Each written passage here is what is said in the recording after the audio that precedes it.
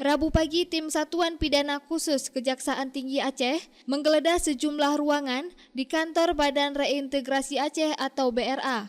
Hampir 3 jam kantor tersebut digeledah, sejumlah tumpukan berkas bersampul merah diperiksa satu persatu oleh tim penyidik.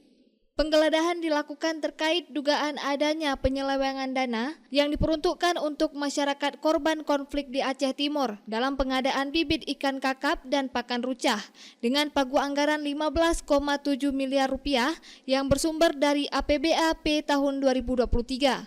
Selain menggeledah sejumlah ruangan, tim penyidik juga membawa sejumlah dokumen yang dianggap penting untuk keperluan pemeriksaan lanjutan kasus tersebut. Pantauan jurnalis Puja TV di kantor tersebut, di sana hanya terlihat sejumlah staf dan kepala sekretariat BRA, sedangkan ketua BRA Suhendri tidak tampak di sana. Ditemui awak media, usai penggeledahan kepala sekretariat BRA enggan menanggapi perihal penggeledahan tersebut. Maksudnya apa ini? Kedatangan membenarkan aja ya bahwa adanya.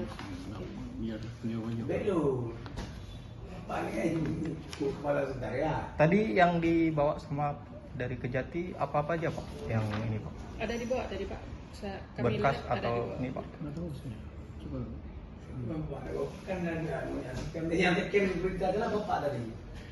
Biar ada keterangan kami sedikit. Oh saja Pak. Oh siap Pak. Sebelumnya Kejati Aceh telah meningkatkan status penyelidikan perkara tersebut ke tahap penyidikan pada Senin lalu. Dari Banda Aceh, Lala Nurmala melaporkan untuk Puja TV Aceh.